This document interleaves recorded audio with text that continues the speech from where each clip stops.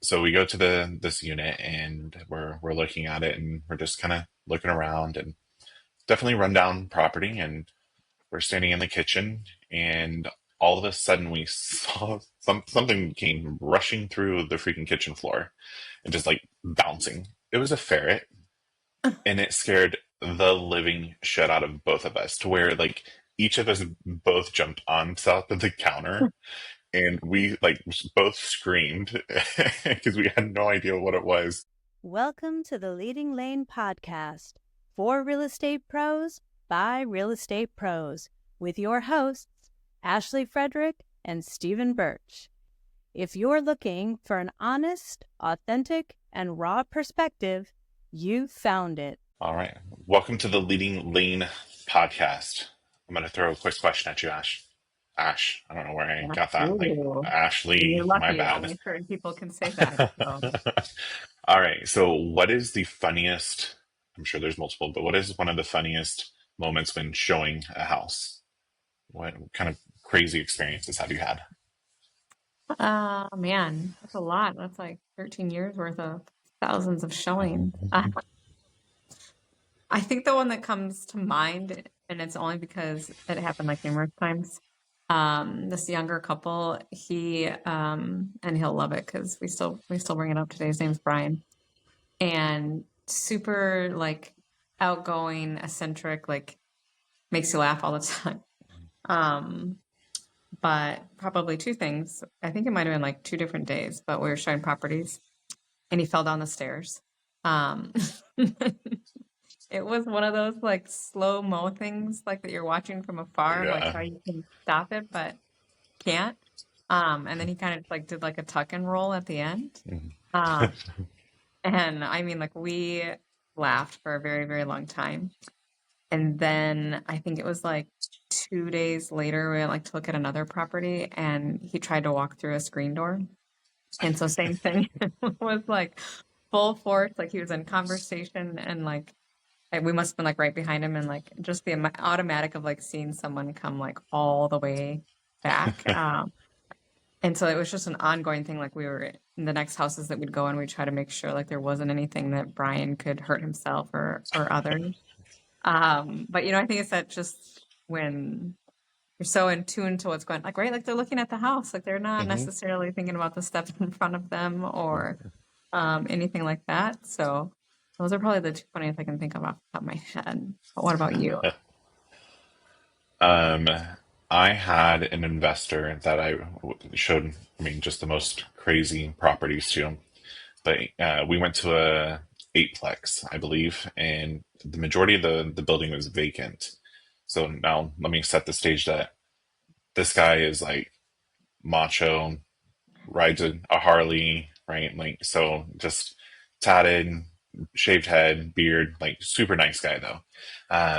So we go to this unit and we're looking at it and we're just kind of looking around and definitely rundown property, and we're standing in the kitchen and all of a sudden we saw something came rushing through the freaking kitchen floor and just like bouncing. It was a ferret, and it scared the living shit out of both of us to where like each of us both jumped on top of the counter, and we like both screamed because we had no idea what it was.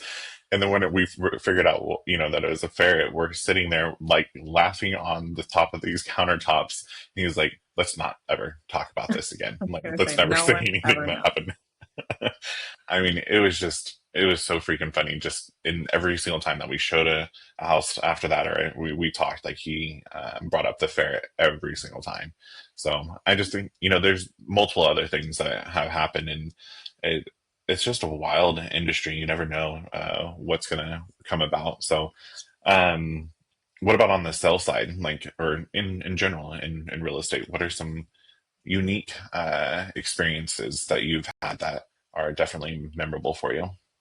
Um, there's a couple. I mean, so one, and I think like I don't know if phones have changed or whatever. Maybe they used to lag, but I think that like people would go to like text message their last contact, but it would be like Hmm. stuck on who you were texting last.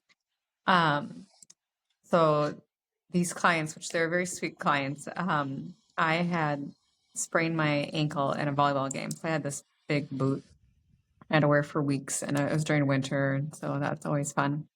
And they wanted to look at this house that had, I swear, a mile long driveway, and it was vacant, so it was unplowed.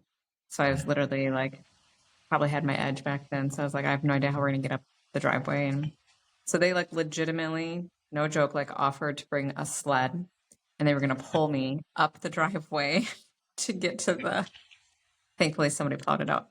But anyway, so we had been texting about this house and their thoughts about it and stuff like that. And I think it was later on that day. So we must have looked at it at like 2 or something. And I think it was like 6 o'clock. And she text messaged me and she's like, I can't wait to smack your ass later. And I was like, I mean, I didn't think we had that type of quite funny relationship. And then and I don't remember what was after that, but I was like, I don't think that those were meant for me. So I think I'm just gonna leave it. I remember Ben's being like, maybe you should write her back and be like, I think you text the wrong person. And I was like, no, because I think she's gonna be like mortified once she actually sees it. And then I think it was like 45 minutes later. And yeah, it was like, oh my gosh, I can't believe I sent that to you. Please know it was meant for my husband. Like, I understand if you don't ever want to work with us. Too funny. So I was like, no, totally fine. It's, no big deal. So that's a funny one, but one that sticks out to me is, I think that like when you see someone from like different sides of transactions, like you only get to know like one side of it, right? Or I think sometimes realtors like portray their emotions as what the seller's emotions or the buyer's emotions are, and like 9 times out of 10, that's probably not the case. Right. So I had a seller and didn't meet the buyer, but there's a whole bunch of like home inspection things, and it just seemed like really difficult. And that other agent kept on saying how that buyer was extremely difficult. And I was like, okay, whatever. Go to closing, like things were fine, but in my head, I remember the name and whatever. I was just like, oh, he seems difficult, right? I think it's like maybe 5 years later, I get this call, and this guy says he was referred to me from a lender, and he was looking to buy $1 million property, like within a half-hour Marshall. Of course, if you think that it's kind of a scam too, because it's not common in this area. Seemed super nice on the phone, so I was like, well, maybe you should stop in sometime. I'll send you a couple links. Then I started doing some research, and I'm like, oh my gosh, it's the buyer from 5 years ago. Like, strange, right? Like that he'd call me or whatnot. So I send him a couple of properties. He stops in one day just at the office randomly and says, yep, we want to look at this one. And it was like a 40-minute drive. And I might have brought this up one other time, but again, like I had only met him that one time, and he seemed like a nice guy, but you could also tell like he was very prompt and proper. And sometimes when you're driving 45 minutes away, like you don't know if you're going to be a couple minutes late or whatever. So I text messaged him that I was on my way and I should be there by noon. And they turned out to be some of like the best clients I have ever had. I think I've sold, 4 or 5 properties with them now. Great friends, call them. I mean, we have funny stories. I'll come back to that in 1 second. And his wife told me one time that it all started when I text messaged him that I was on my way, because he had said that no one ever took the time to be that much attention to detail. So I have this ongoing joke because every property that I sell of theirs sells in a week. And I was like, this is not common. Not so each time I would be like, don't expect it to be a week. And then it was a week, and I'd be like, oh my gosh, you guys like setting me up for failure here, because one of these times it's not going to happen. But they had closed. I think it was maybe November or something. So this was like just before COVID. They had asked us to come over to help celebrate, and so he had this huge beer and wine collection, and so we had a couple drinks, and then I think he went to walk us out, but his wife had already gone to bed. Well, here there was a like mini snowstorm or whatnot. I think we saw him like 2 weeks later, and mind you, because like they hadn't been there that long, they hadn't changed little codes or anything like that. So when he Mm. walked us out, he actually locked him and the dog out of the house. Oh no. And his wife was like full on asleep. So it was an ongoing joke because then he actually only knew the code to the shop. So Mm. him and his dog slept in the shop that night. But it was an ongoing joke of like, Doghouse. well, when you hang out with Ashley and Ben, and I was like, no, no, no. But it, right. So to me, it's like you just never know who you're actually going to meet, and you never know like who they were before or who Mhm. someone made them out to be versus who they Mhm. actually are. And I could call him on a dime and they would help me with anything. Yeah, that's awesome. I think it's great to see what kind of relationships that you continue to evolve and continue after the transaction. Because, I mean, it's you're in their personal life. You're helping them through all of that, and so I think that those who, are your people, like definitely stick. But also, there's the people that you don't want to stick. Like, toodaloo, I'm done with you, right? Like, not that there's that many of them, but there definitely are those people that we did not jive. We don't need to pretend it's okay. Got to sit at the Yeah. table, did my job. Thank you for your business. Adios. So, Have you had adios. any other, besides ferrets, have you had any other random animals here? Ooh, random animals. So we had a rental that somebody skipped out on, and it actually is or was our director of operations, Kim, her brother's rental that we were managing. And this is before Kim even came to work with us. So this is 7, 8, 9 years ago. Yeah, it's been quite a while. So we go into the house, and it's a little 2 bedroom, 1 bath bungalow, cute little thing. Um, and it was trashed, like trashed. And we're standing in the middle of the living room, and all of a sudden, both of us started itching. And we're like, what is that? We had fleas Oh my God. all over us to where we both we ran out, and I was like, see, I gotta go. Like, I gotta go home. I can't handle this. I have to go shower. I legit parked in the driveway. I was stripping down, running into the house, like making sure that I did not take clothes inside with me. I had to go shower, like, ugh, and I still even get chills. Like, so now we always joke, when we go to properties, like, how bad was it? Is it Casey, her brother's bad? Like, were there fleas, or is this just like, okay? So that's kind of our judge of how bad things really are.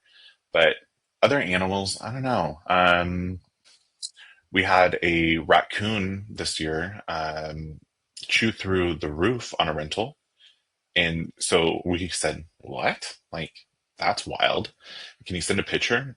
And no shit, this is probably one of the cutest fucking pictures ever. This raccoon's little head popped up out of the roof, and the tenant actually got a really good picture. Well, come to find out, It's that was not. a mama, and she had all her babies in there.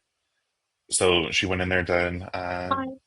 find, yep, protect and everything. So we had to, of course, call in the specialist, come through and make sure that they handled them properly and all of that fun stuff because she had her cubs in there. So, but that was a really freaking, like, I actually thought it was AI. I was like, there's no way that this tenant is telling the truth, and that's the real picture. No shit, it really was. So, That um, reminds me when you say properly removed. I think I mentioned it, but there was the time that the inspection discovered like 35 pounds of bat scat. ooh, ooh, But same thing, yeah, like you can't kill them. yeah. You have to have Mm-mm. someone come and take all of them. And yeah, the exterminators said they removed, I think it was like 30 pounds of bat scat. And I was like, oh, I just, That's wild. I I feel like there's a certain type of breed of bats that we have here in Kansas that there's only certain times of the year that you're allowed to actually yes. remove them. So we had Mhm. another rental that bats were up in the attic, and the tenants were furious with us, which, I mean, I understand, like, they're loud, whatever, like, you want them out, get it. But we can't do anything. I mean, it's mandated. It's a federal law that, or state law, I don't know, whatever. It's a law that we can't have them removed. So the exterminators actually had to leave them there and then schedule out, I think it was like 3 or 4 months into the future of coming back to actually be able to properly remove them when they're allowed to, when that ban was lifted. So, I mean, animals, like, we have no control over all of that. Like, I wish I did, but I can't help you there, man. Like, I'm sorry. We'll do the best that we can. We'll find you someone to get rid of them. Yeah, I'm like, let me get you a professional because I'm sure as shit not going up there. Like, let me be real with you on that one. Like, that's not a me thing. Not today. Not ever.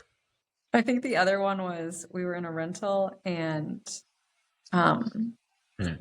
I think it's a is it like a Komodo dragon? Like it was like a Like a decent massive one. size and Yeah. it like leans out or whatever and like we Hmm. opened the door and it kind of reminded me of like Jurassic Park, like where they do the Hmm. little things that come out or whatever. Yeah. And like we closed the door and we like ran like literally like right out of the house. And I was like, nope, I'm Mm, good. We're good. Maybe should have been a heads up before we went in there. that would have been nice. Another one that I remember is actually it was my one of my parents' first home. So like full circle, like my whole family went through, lived in that house or whatever, and my aunt Diana and her family lived there for the longest time. So then they sold and et cetera, et cetera. So fast forward, and I don't know what these people did to this house. Never looked the same, but I think it went through or was about to go through foreclosure and went to go show the property. And of course, you're walking through there and you're going through memory lane yourself of like, oh, I remember growing up here. Like coming out here and the pool and all of this fun stuff. But going to the basement and there are rows of fish tanks, and there are, I mean, like it was almost like a what you see in the movies for like a grow house, right? Yeah. But this is for fish. And so they were breeding some sort of fish, and there were just like six different rows, I think, all the way through, like end to end, and just filled with a whole bunch of freaking fish. And I was like, what are they gonna do? Like, if it actually goes into foreclosure, like, how are they gonna get all these fish out? What happens?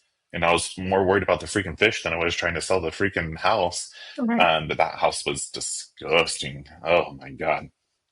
No clue what they ever did with the fish. And it definitely went into foreclosure. I think we had a couple of those of foreclosure where they kept chickens in the basement. Mm, I mean, yeah, also like I'm not sure how you get that smell out. Like some of those are just not. So yeah, I mean it everyone sees all the, shiny stars and everyone, posts the pictures about these beautiful granite countertops, etc. But there's a whole mhm, nother realm of not so nice that we probably don't post a whole lot about for numerous reasons, but it's not all shiny granite. no. And then I wish. The last one that I had, that what didn't happen to me, but it happened to one of our agents. He was brand new. He showed a rural property to a family, and they had a little kid, and the little kid had to go to the bathroom. He had to go number two, and they did not know that the water was not yep. on, so left everything in the toilet. He called the other agent and said, hey, I'm going to run to the gas station, which is 20-30 minutes away, whatever. But I have two more showings for this family, but I'll go back. Well, in the meantime, there was another showing of for an agent.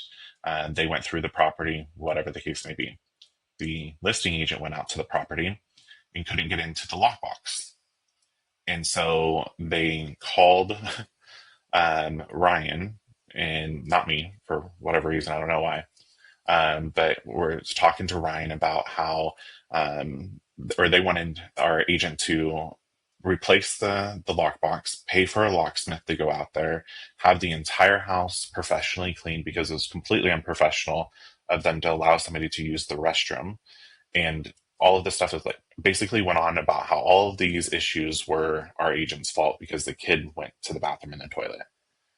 And let me tell you, there's probably been two times in my career with Ryan that I snatched that freaking phone out of his hand because what got me was we're going to go ahead and tell all of our sellers that this is how next home agents will, they will, this is how they handle their transactions. And I grabbed Nope. that phone and said, let me tell you right there.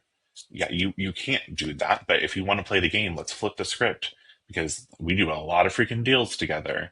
And she didn't know that I was in the room. So, of course, she had to backtrack and, try to pedal back. And, if we need to pay for a locksmith, like at the end of the day, no, because you should have another freaking set of keys. So, our practice for our company is we have a set of keys for every property, just in case for those different things. So that's all on you. Another agent went and showed the property, closed it up. This has nothing to do with us. We're going to go out there, but the kid had to go to the bathroom. My gosh, like What are I you mean, supposed to do? yeah. So people are wild, wild stories. Not everything is so glamorous at all. Like it is what it is, but it always keeps you on your toes, and that is one thing I do enjoy about real estate. No two transactions are ever the same. No 2 days are ever really the same. It's Ever. just wild, wild west sometimes. Cool. Great topic. It is as always good to go down memory lane with those things. So thank you guys for listening today and make sure that you tune in next time. We appreciate you. If you've enjoyed today's episode, please like, subscribe, and share with others. Stay connected for more genuine insights and strategies to boost your real estate career on Facebook or check out our website. We'll see you next time.